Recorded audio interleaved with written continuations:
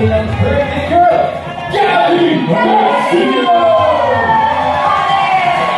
Thank you mga kaayos. Siyempre gusto ko rin kayo makasama today. Kaya balik na lang ako. Very special song number just for you. Wow! Siyempre ako next na yung bilang sa...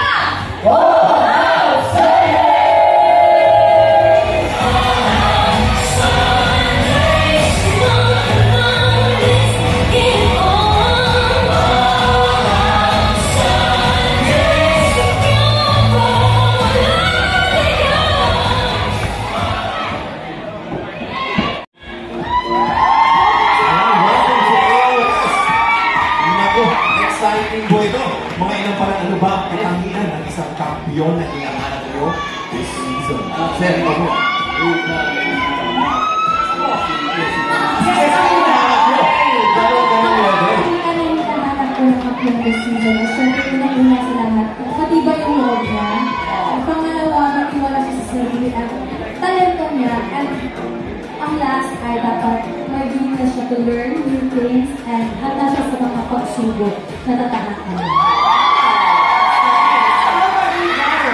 Parang nasabi na, gusto ko yung mahilig uminom.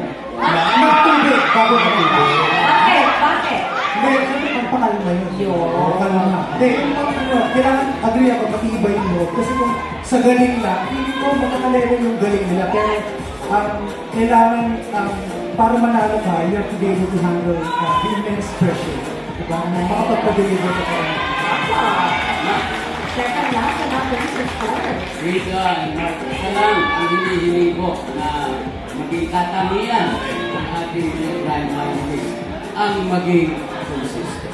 Good. Consistent ang performance kahit na anong kantahin, kahit nasaan. Consistency. Ayun, importante. Ang dami na lahat na yun, ha?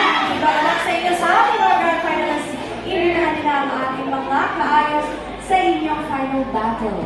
Ayan po, hello mga kaayos! Sana po ay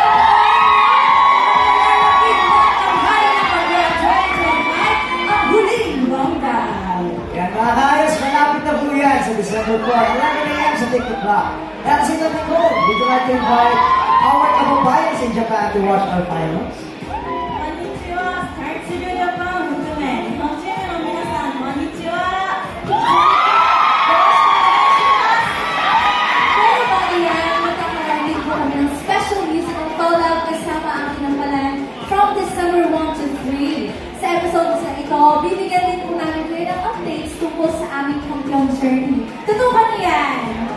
Samantala, pinag-uwi ko ang audition namin para sa susunod na season ng Tanghalan ng Kampiyon every Wednesday and Thursday, 1 to 5 p.m. sa GMA Studio 6. Ayun, alam mo, ready na sila to host. Fairness! Oo, para nasa radyo ko kanina na rin si Suzy. Guys, congratulations na agad sa inyo because you all did a great job this season. And congrats din para sa winners ng very first Veiled Musician Philippines! Puso nilang pasasalamat sa pagbabalik na